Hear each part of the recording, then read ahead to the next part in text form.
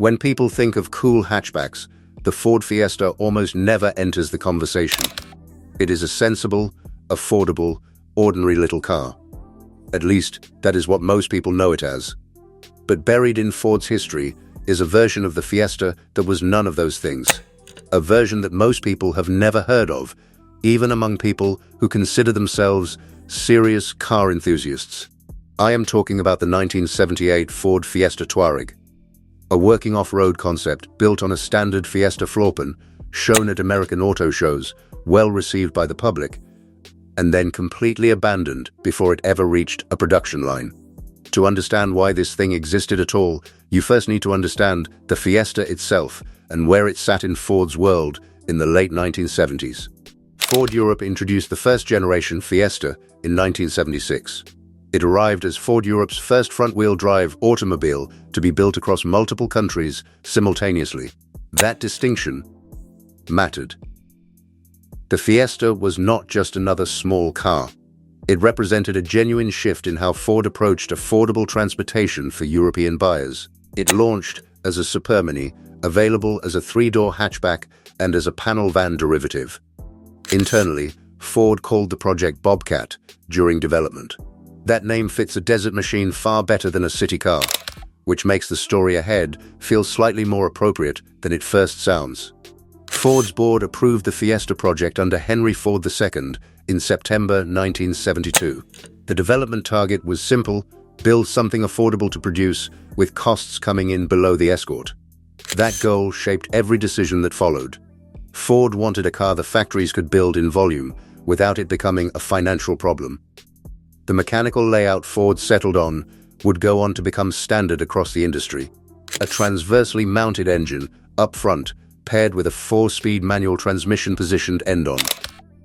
Power came from a short block version of Ford's Kent engine, an established overhead valve unit. This version was named the Valencia engine after the new Spanish factory built to produce it.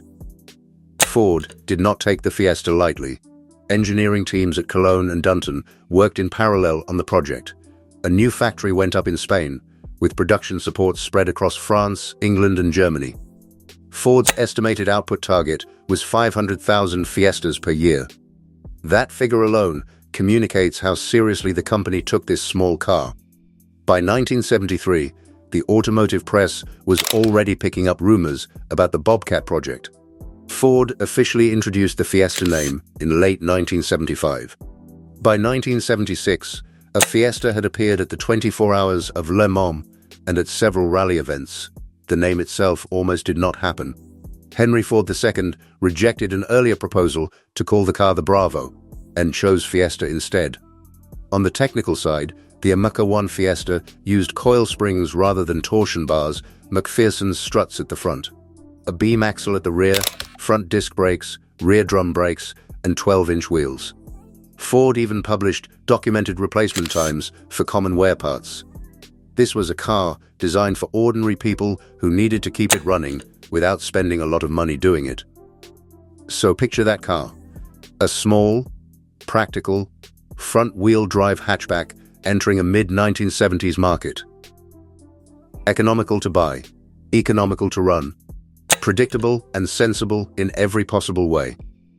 Now imagine someone in a design meeting looking at that car and deciding it needed to go off-road. That thought, as unlikely as it sounds, is exactly what produced the Tuareg. The Fiesta Tuareg came together in 1978 as a joint project between Ford's Gear Studio in Turin, Italy, and the Ford Design Center in Michigan. The effort ran under Eugene Bourdonnat Jr., Ford's Vice President of Design in North America. The concept began from a simple premise: take the standard Fiesta floorpan without modifying it and build something genuinely capable beyond paved roads on top of it. This is worth pausing on, because it tells you something important about the intent behind the project. Ford and Gear were not trying to create a show car that looked aggressive but did nothing. The Tuareg was built as a working concept, a real, drivable, one-of-a-kind vehicle equipped for off-road recreational use. That distinction matters because it means Ford took the idea seriously enough to actually make it function.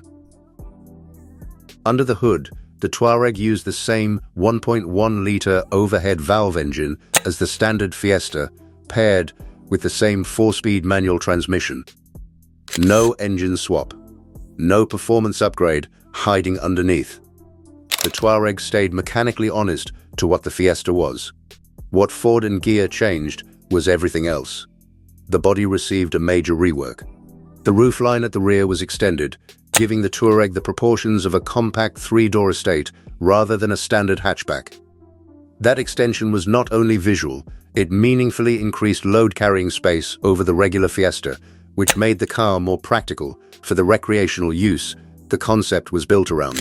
In terms of dimensions, the Tuareg measured 147 inches in length, 65.4 inches wide, and 59 inches tall.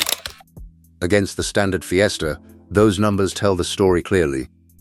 The Tuareg stretched 6.7 inches longer, stood 7.3 inches taller, and ran 3.7 inches wider. Its wheelbase came in at 90 inches. These were not small adjustments. The car looked genuinely different from the Fiesta underneath it, while still sharing the same basic structure. Now, if you have found a channel that actually digs into the forgotten corners of automotive history instead of just covering the same cars everyone already knows, you probably stuck around, because that kind of content is genuinely hard to find. If that describes you here, subscribing takes 2 seconds and means you will not miss the next one. The obscure stuff is always going to be here. The exterior changes Ford and Ghia made were extensive and deliberate. Hood louvers went in to improve airflow and engine cooling. Black tubular steel bumpers replaced the standard units, giving the front and rear a more aggressive appearance. A heavy-duty roof rack was fitted overhead, joined by roof-mounted halogen spotlights. Wire mesh guards protected the headlights and parking lamps from debris, which is exactly the kind of detail that separates a concept built to work from one built only to photograph well.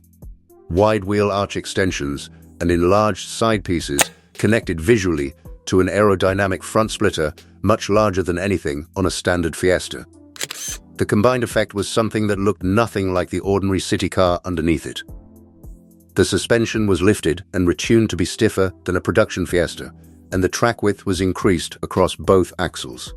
Ford fitted the car with 26-inch Goodyear Terra knobby tires on 7J steel wheels. Those tires alone made clear this was not a Fiesta pretending to go off-road. Ford had actually equipped it to do it. A quick note here. Like many rare vehicles from this era, the Fiesta Tuareg does not have an abundance of good photographs still in circulation.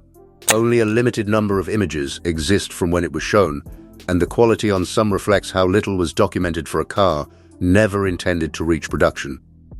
If any images here look rough, that is simply the reality of covering cars this rare. None of this made the Tuareg some transformed expedition machine. It was still a compact Fiesta at its core, with a 1.1-liter engine and no mechanical upgrades. But what Ford and Ghia accomplished visually and in terms of genuine functional preparation for off-road conditions deserves credit. They did not stop halfway. They committed to the idea and built it out to a point where the car was actually ready to drive on the terrain it was styled around. The color treatment reinforced the whole identity. The Tuareg wore a desert beige exterior with orange and brown contrasting stripes, paired with black trim and moldings. The palette was not accidental. It tied directly to the Saharan themes running through the concept, making the car look like it belonged somewhere remote and sun-baked rather than on a city street. The interior matched the same philosophy. Hard-wearing tweed fabric covered the seats and headlining. Door panels were finished in contrasting vinyl. Thick brown cord matting protected the floor and load area. None of it was luxurious, but all of it was deliberate. The cabin was designed around actual use in rough conditions, not around impressing people standing next to it in a showroom. The name carries history worth knowing. The Tuareg are a nomadic Berber people native to the Saharan regions of North Africa. They are sometimes called the Blue People, a reference to the indigo-dyed robes traditionally worn by Tuareg men, fabric so deeply saturated with dye that it was known to stain the skin blue. Naming the concept after them was not a random choice. It reinforced the desert identity of the project in a way that felt considered rather than surface level. That name did not stay with the Ford concept. Volkswagen later used Tuareg, their own spelling, on a large mainstream SUV that became one of their most commercially important models globally. Aprilia also used a version of the name on an adventure motorcycle. Ford got there first with the idea, and then never used it for anything. The Tuareg was shown at a series of American auto shows after its completion. By the accounts from that period, the reception was genuinely positive. People who saw it responded well to the concept. The combination of small car practicality with off-road preparation and desert styling connected with audiences in a way that straightforward concept cars often do not. But positive reception at auto shows did not translate into production intent. Ford decided the interest level was not strong enough to justify moving the Tuareg toward a production line. The car stayed a one-off, a single working example shown publicly for a period and then absorbed back into Ford's history without ever becoming anything more. That decision is the largest open question attached to this car. Think about the timing. The late 1970s were a period when the recreational vehicle market in the United States was genuinely growing.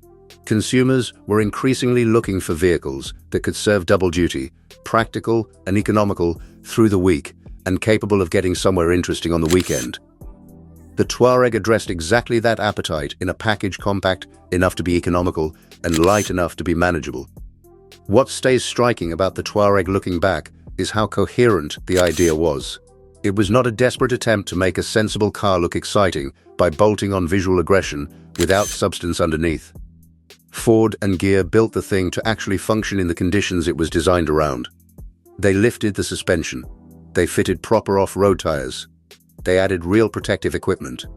They considered interior durability. The concept had integrity across its details, which is more than can be said for many one-off show cars from the same era. The only real ceiling the Tuareg could never get past was the engine. A 1.1-liter overhead valve motor is not what anyone would choose for serious off-road work. It was adequate for light recreational use, but it limited how capable the car could ever realistically be. If Ford had pushed the concept further, paired the same idea with a stronger engine, explored what a proper drivetrain upgrade might do to it, the outcome could have been genuinely remarkable. A small, tough, practical, off-road capable hatchback that could actually take people somewhere worth going. That version never existed.